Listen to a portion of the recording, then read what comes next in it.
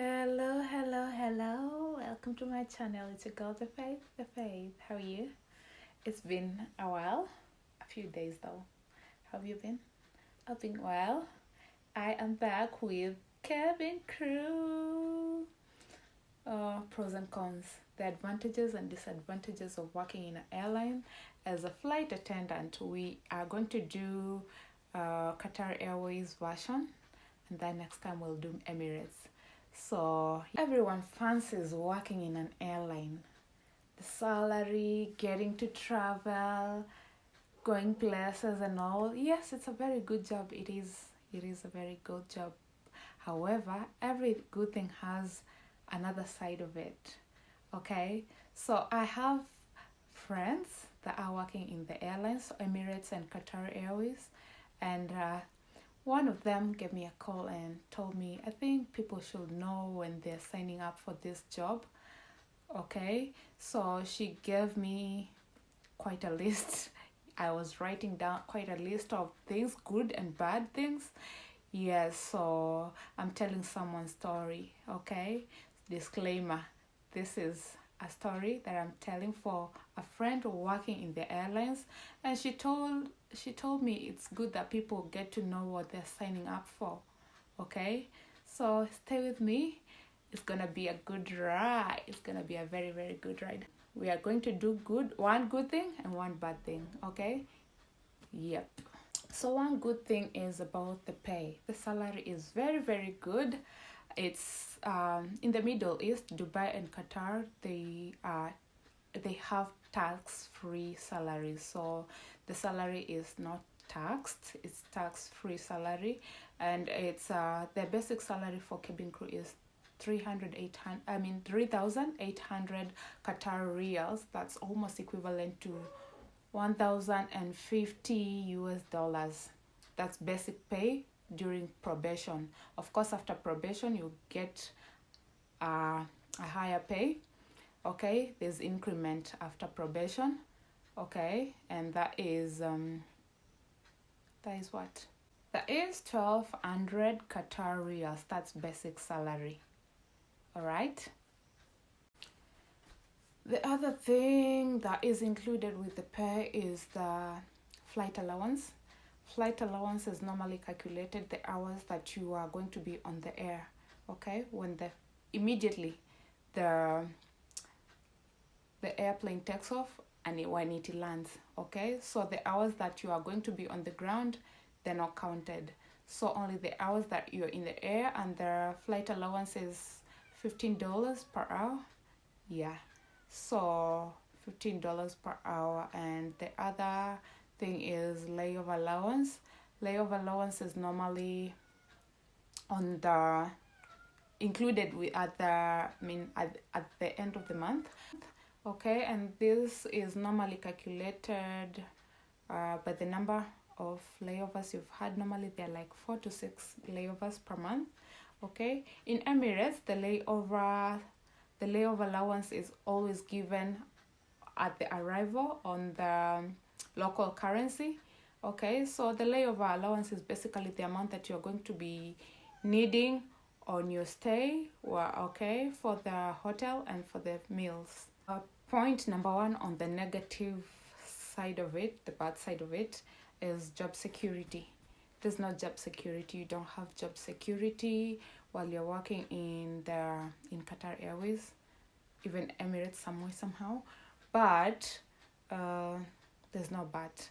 So everyone is reporting everything. There's this reporting culture that even fellow cabin crews, when they see you do something wrong, they report you so that they will maybe get promoted. What? Yeah, something like that. But you do not have job security. You are easily replaceable. Okay, so you really need to be on your toes so that you're not spotted on the wrong side by even fellow cabin crew or supervisor. Yeah, so that's one negative side. Number two on the positive side is free accommodation. They really have good very beautiful accommodations.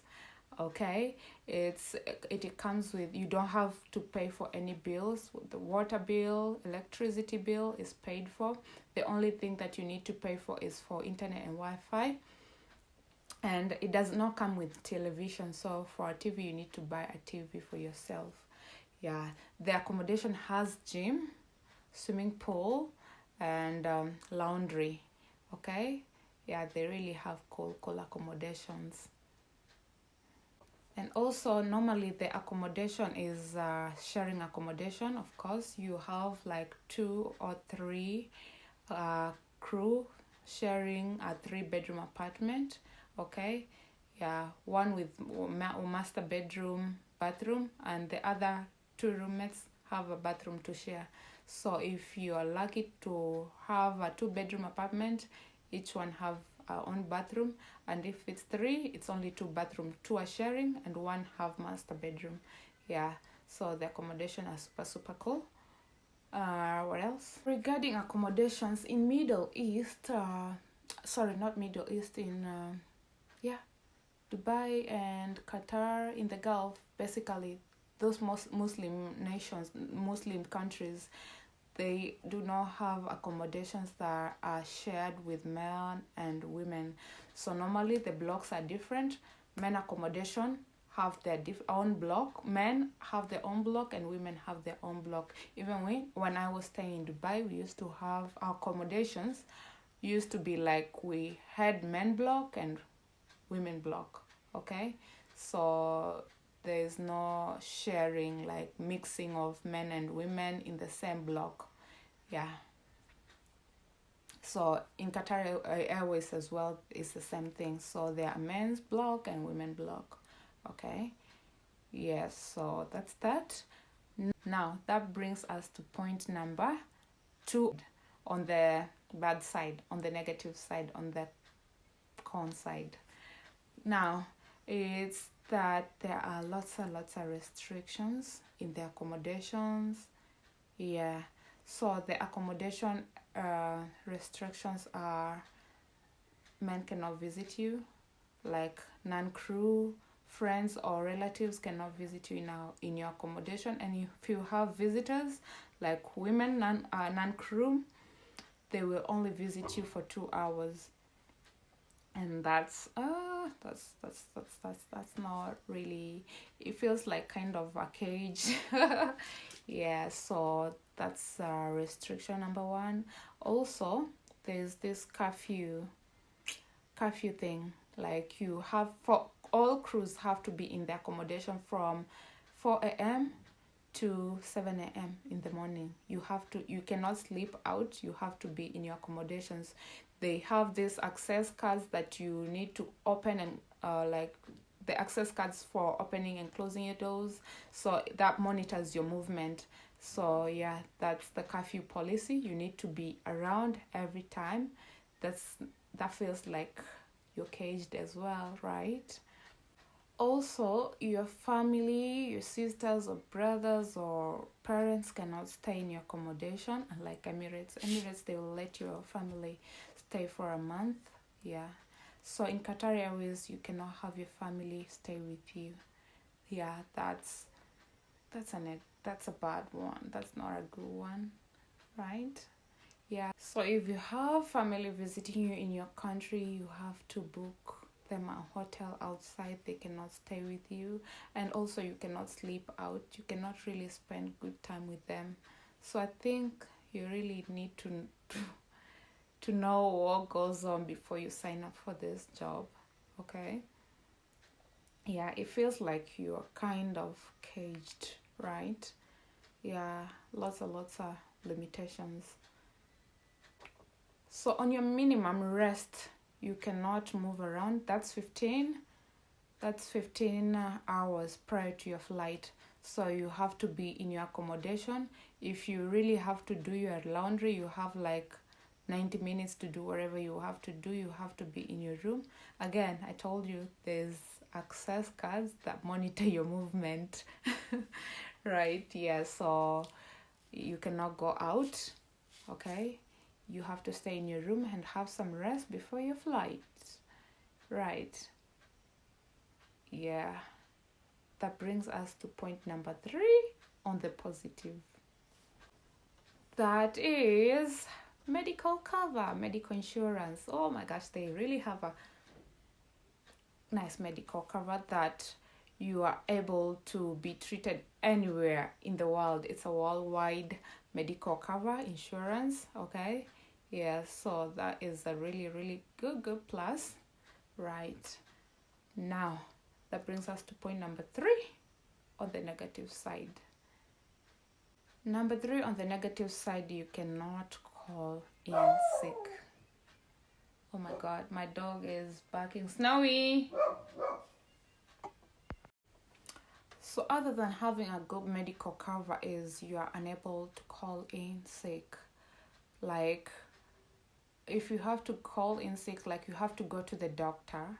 I mean, the doctor are like the company's clinic, okay? Not just any doctor. First of all, you need to go to the company's clinic, and the doctor will check you out. And when the doctor checks you, they will let you know if you're fit to fly or you're not fit to fly.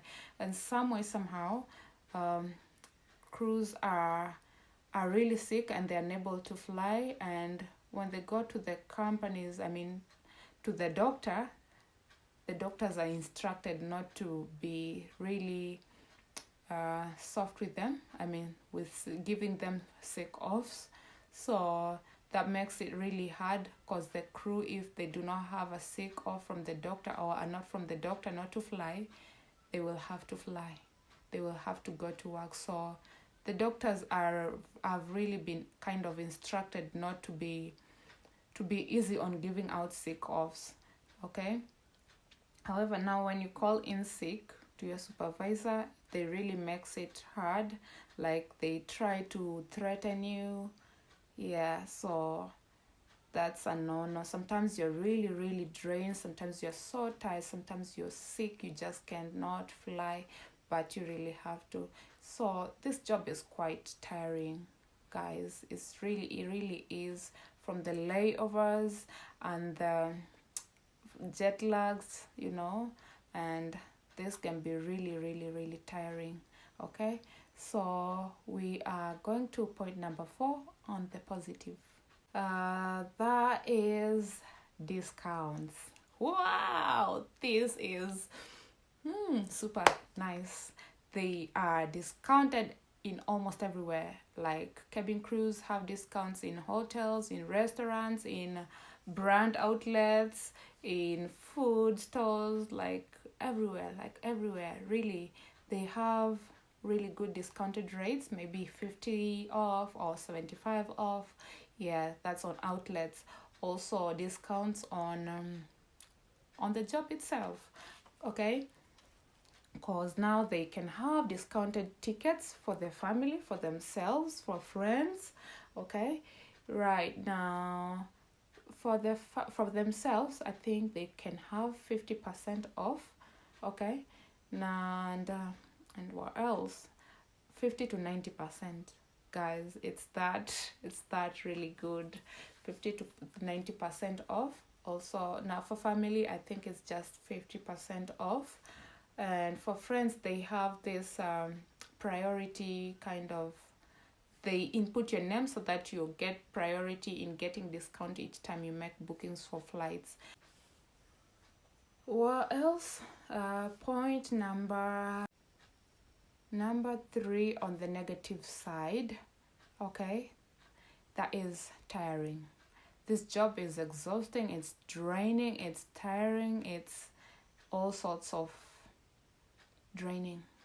Okay, so these people are really, really, really tired, super tired, like physically and emotionally.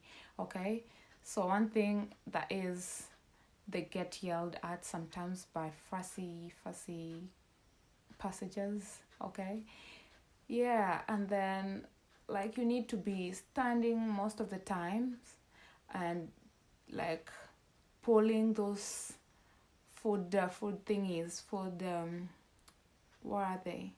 Yes, we got them, that one. They have to put that has heated food and what not for their flight and drinks. the thing. I don't know what it is. I don't know what to call it, but that is really, really tiring. And also emotionally, it's tiring because maybe sometimes you don't have cooperative colleagues. Okay, you do not have, you are having like just a hard time with the fellow colleagues. Sometimes you may have good people, okay? Sometimes also you may have good passengers, but it is tiring. And also busy schedules, okay? Yeah, sometimes it really gets busy, and the most kind of flights that are tiresome could be turnaround flights, the flights that are going and getting back the same day, okay? Those are called turnaround flights. They normally are maybe 1 hour to 5 hours, so you don't have to stay at the country of the destination. Yeah, so those flights can be really tiresome, and you can get them several times in a row, and they can be really draining. For layovers, you can get some rest in between before you get back to your country, to your home country. For turnarounds, most of the times you do not have enough rest because, like, for instance, if it's a 5 hour flight, you need to be, let's calculate, let's get real. Now, 5 hours flight, you need to be up, like, let's give it an hour, okay, for preparation and all, okay, catch a bus. You catch your bus to work. You need to be 2 hours prior the flight, okay? So that's 3 hours on the ground before the flight, right? Right now, 2 hours prior to the flight, you will be checking in, you will go for briefing, and just for the immigration and all, Now, so basically that's 3 hours, okay? Now, take off until you arrive, that's 5 hours flight, right? That's 8 hours. 3 plus 5, that's 8. Okay? Now you've arrived to that other country. You will stay at the airport let's give it 2 hours for the passengers to get out, and then other passengers to come in. For the passengers to get out, clean the plane, and then other passengers to get in. So let's just give it like 3 hours. Okay? So 8 hours plus 3, that's 11 hours. And then going back, okay, 5 hours. So 8, 3, 5. That's what? 8, 3, it's 11, right? Plus other 5, that's 16 hours. 16 hours you've arrived to the other country, to your home country, and then you will have 2 hours in the airport to clear off before you get to your accommodation, right? That's how many hours? 18 good hours, right? And then, like, in a day we have 24 hours. You go get your rest. Maybe you have like a few hours to get rest for another flight. So you see, this can be really, really tiring. Like if you have maybe like 5 turnarounds in a week, or 6 turnarounds in a week, that's really, really draining. Okay, yeah, for the same for layovers, you need to be up to get prepared 2 hours. It's a standard. You need to be at the airport 2 hours prior to the flight. Okay, yeah. So the longest flight, I believe, it's from Qatar to New Zealand. That's 16 hours. Yeah, that's the longest flight that they have. Yep. But I believe in the plane there are places that cabin crew can get some rest. Yeah. For layover flights, there's kind of flights they will probably take 24 hours a day, or even 3 days. Yeah. Yes, so 3 days before getting back to your home country. So in this one you can get to travel, you can see your destination, like places that you want, you can take pictures, you have enough time to explore the country. Yeah, so layover, you can get rest and you can explore the country that you've traveled at. Yep. Number 5. Yes, number 5 on the positive. You get to travel. Hey, you get going places. Yeah, so this is who doesn't want to travel? Hands up. I love traveling. If there's one thing that I will get this job for is going to places. Okay, so you get to go to places while you're at work. One thing is that they let you bid for the flights that you want to get most, right? But this is subject to availability. You may not get it, but they will try their very best to give you countries that you really like to travel at. Yeah, that's the good thing that you have over there. Now, the other thing is when you get to travel, you get to ride on a plane like bus. Like these people are riding on a plane like the way you ride a bus or a cab. Yeah, you get to travel as well as like I told you on the discounted rates. The discounted rate part is that they get discounts on flights that will be maybe 90% or 75% off. Yeah, and they get to travel. However, for this kind of traveling is you may be stopped, like if the flight is really full, they will have to stop you from going to the country that you wanted to go to. The other thing is that after completing 1 year in the company, you get a free flight ticket to the destination of your choice. Ain't that cool? It's so cool. Yeah, you get a return ticket to the destination of your choice. My gosh, I'd want to go to Greece, Santorini. Dear Santa, please. Yeah, there we go. That's the good thing about getting to travel. Again, on your day of traveling, on your discounted or free tickets, if the plane is full, you are easily offloaded to wait for the next flight. So if you had plans, cross your fingers and pray that you don't get offloaded. Yeah. Now, or else that we are going to the last one, number 5 on the negative. These people are normally, most of them are lonely and empty. Okay, so most of the time you're spending your time at work. If not at work, you're getting some rest in your accommodation. I told you, in your accommodation you cannot have visitors. Yeah, non-crew, you cannot have visitors. You cannot sleep over to your family or friends. Yeah, that can be really like, it feels like you're tamed, you're caged. Yeah, so yeah, these people get to miss out on a lot. They get to miss out on birthdays. They get to miss out on a lot, friends events, even at home. And also, you never know where you're going to spend your next Christmas. You're on the move, always on the move. You don't know where your Christmas will be at. You don't know where you spend. I mean, you're going to be on your birthday. And even most of the time that when maybe they are on their layover, they are having meals. They're always like staying on 5-star hotels, having a meal by yourself, all alone. It can be really a lonely feeling. Yeah, so yeah. And also the love life, you don't get to spend time with people, you don't get to meet people. However, most of them, they get to meet their husbands or their spouses on the plane. Like most of the crews that I've met, like I've heard of, they're married by foreigners or people that they've met on the plane while flying or at work. So that's 5 good things about being a crew and 5 bad things about a crew. I have a lot. I really have a bunch of them. However, I'll stop it at here and I'll do a continuation of this video. They are really quite a bunch.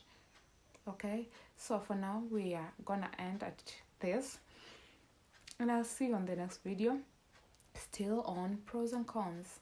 All right, so if you're new here, feel more welcome, and if you haven't subscribed, please consider subscribing and let's talk about flying and talk about aviation and talk about life, just life. I love you. Always right here. Oh, right there. Is that better? Yeah, got it. Right there. Love you, love you, love you lots. Yeah. Subscribe, hit the button down there, hit it really hard until it makes noise, and like and share. Thank you for watching me. I don't know why you watch me anyway, but I love you very much. We're at 100 subscribers. Let's keep on growing. I love you lots, really. Thank you very much. Yep. See ya next time.